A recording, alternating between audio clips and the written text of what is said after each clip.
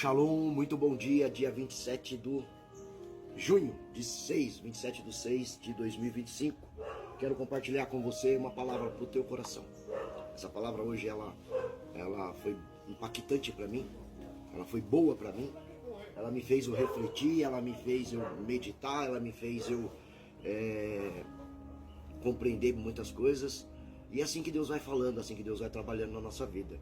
E essa palavra está em 1 Samuel, capítulo 2, versículo 2 também.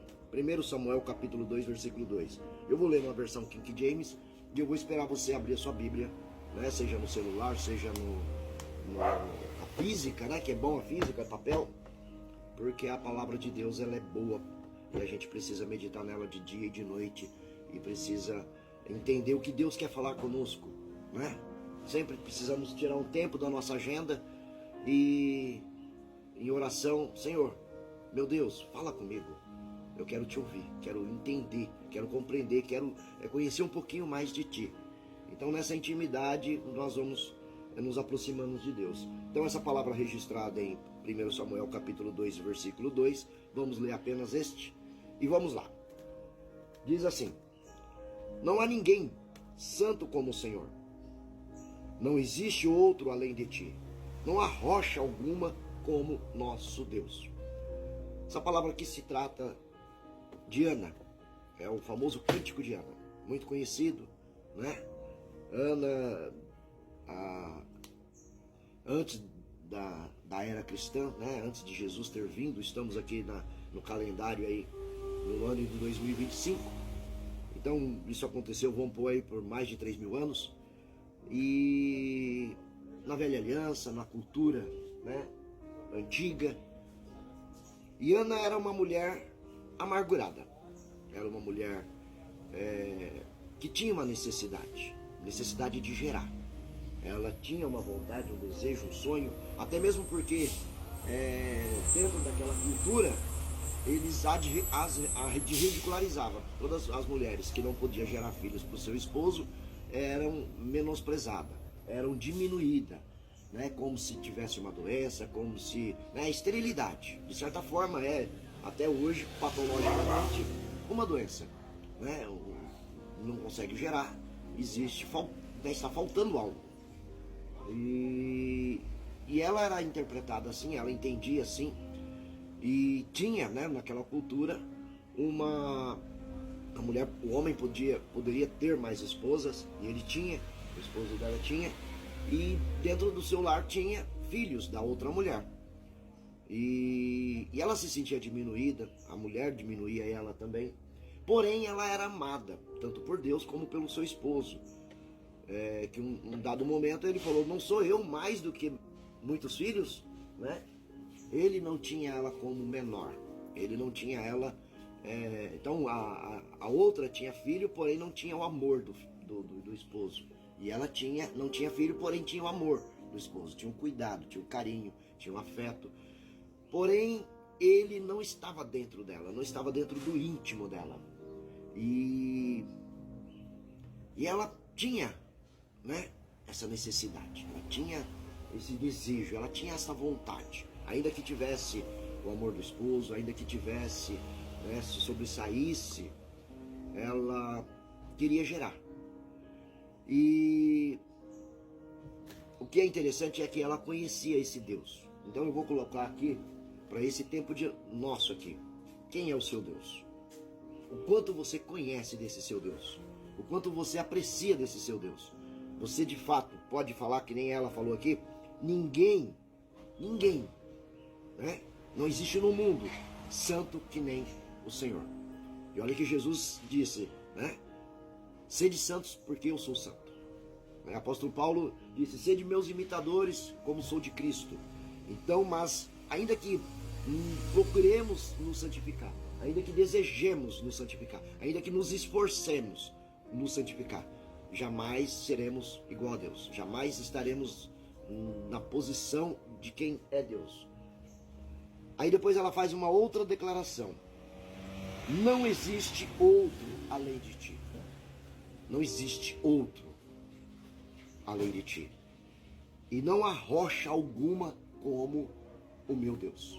como o nosso Deus, né? A metáfora rocha, né? Uma fortaleza, né? Um porto seguro, algo que não quebra, algo que não se destrói, né? É exatamente o caráter de Deus, imutável, soberano, né? Esse é assim que ela via Deus.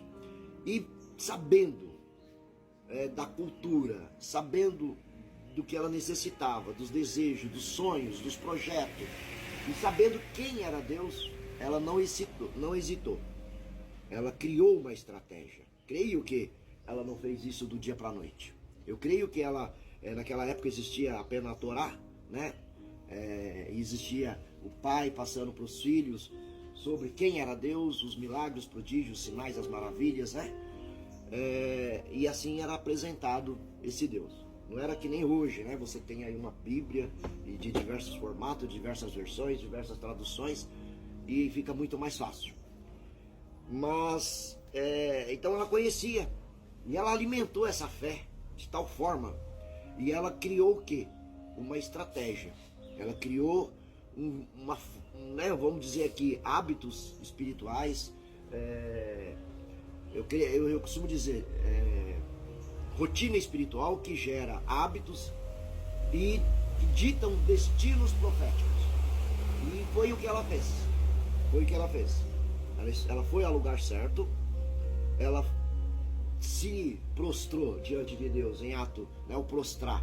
Né? Hoje, infelizmente, até as igrejas adotam a forma de suplicar apenas ao Senhor. Poucos hoje, de fato, se prostram diante do soberano, diante de Deus. Pouco hoje, só apenas no ambiente do seu quarto, na sua casa, mas na igreja ou em qualquer outro lugar você não precisa se prostrar diante desse Deus, né? É uma cultura que está levando, né? Hoje, muitas das vezes, não tem o respeito, né, da palavra, né, do respeito diante de Deus. Infelizmente, estão tratando nas canções aí Deus de você, e não é assim. Ela fez da forma correta. Ela sabia da soberania de Deus, ela sabia de quem Deus era, ela conhecia esse Deus na íntegra, e ela sabia que do jeito certo ela tinha fé que alcançaria. Hebreus 11:6 diz: sem fé é impossível agradar a Deus. E ela acreditava naquele que também Hebreus 11:1 diz. Hebreus 11:6 diz que sem fé é impossível agradar, e 11:1 diz que a fé é o firme fundamento das coisas que não se vê, mas que se esperam. E ela tinha essa esperança. Então ela falou, bom, eu tenho o início, agora eu vou para fazer acontecer. Então ela foi ao lugar certo, né? Ela fez um trajeto com dificuldade, ela se prostrou e ela se derramou de tal forma que o profeta, quando a viu, né, ali ela naquele momento de oração, naquele momento de entrega, naquele momento de busca intensiva, creio que ela não fez aquilo, não era a primeira vez, ou seja, ela já tinha criado essa disciplina de busca e já tinha virado um hábito, mas ali ela estava se derramando. E o profeta interpretou que ela estava bêbada, em tão pouca hora do dia, ou seja, era no período da manhã. E não, ela estava embriagada pelas coisas do céu, pela fé dela, pela certeza do que ela estava pedindo. E ali ela fez o pedido: Deus, se tu me der o que eu peço, que é gerar, que ela queria um filho, eis que eu darei ele ao seu serviço. Colocarei na escola de profeta para ser profeta, para servir a ti. Então ela não pensou mais na sua necessidade, apenas na sua necessidade. Mas porque viver propósito, e muitas das vezes, hoje no mundo que vivemos, tudo é propósito. Estou fazendo isso em propósito. Então a palavra propósito ficou uma coisa gostosa e boa de se falar. Mas poucos, de fato, conhecem o que é essa palavra. Qual o significado da palavra propósito e sequer vivem propósito. Muitas pessoas que vão à igreja, que vivem dentro da igreja, sequer pegam na Bíblia e se pega só nos dias de culto. Então, estão longe de propósito. E viver propósito é fazer algo para alguém, pensando mais em alguém do que em si próprio. Foi o que ela fez. E ela falou: se tu der, eu deixarei na escola de profeta e te servirá. E ela não sabia ali que Deus depois abençoaria ela com mais 6 filhos. Ela não pede isso nessa oração. Nem no cântico ela também menciona isso em primeiro lugar. Lógico, até o versículo 10, o cântico diz que ela foi abençoada com mais filhos. É bom você examinar do 1 até o 10. Inclusive no 3 aqui tem uma questão, porque ela tipo eu tô dando risada agora, a minha boca dá risada por aqueles que me zombavam, que zombavam de mim, né, que acreditavam que Deus não ia me abençoar. Mas aí depois ela fala, que eu não seja altiva, que eu não seja arrogante. Mas enfim, ela estava tão alegre, estava tão feliz pela bênção recebida, que ela fez esse cântico. Mas antes de ela receber isto, ela já tinha essa certeza de que receberia. E ela cumpriu, em gratidão, aquilo que prometeu. E como Deus jamais vai te dar só aquilo que você pede, quando você se comove de forma correta, quando você vai a Ele de forma correta, quando você coloca a tua fé em ação, quando você agrada e atinge, alcança tanto a mente como o coração de Deus, Ele te abençoa com muito mais daquilo que você pede. Então ela pediu apenas um filho e Ele deu mais 6 filhos para ela. E não deu só um filho, qualquer filho. Ele escreveu o nome dela na história. Há quantos mil anos à frente, né, nesse livro milenar, estamos hoje falando dela. Por quanto mais tempo se falará de Ana? Então ela escreveu tanto o nome dela como do filho na história. Foi um dos maiores profetas que Israel já teve. Que foi, né, da época de Davi. Foi que ungiu Davi. Quem foi rei Davi? Depois da geração de Davi, o próprio Jesus Cristo. Então, fica isso para sua reflexão. Fica isso para o nosso entendimento, para a nossa compreensão, de entender que esse Deus, não há santo maior que Ele, não há poder maior que Ele, não há rocha maior que Ele. Ele é soberano, Ele é onisciente, onipresente, onipotente, e Ele enxerga você como está.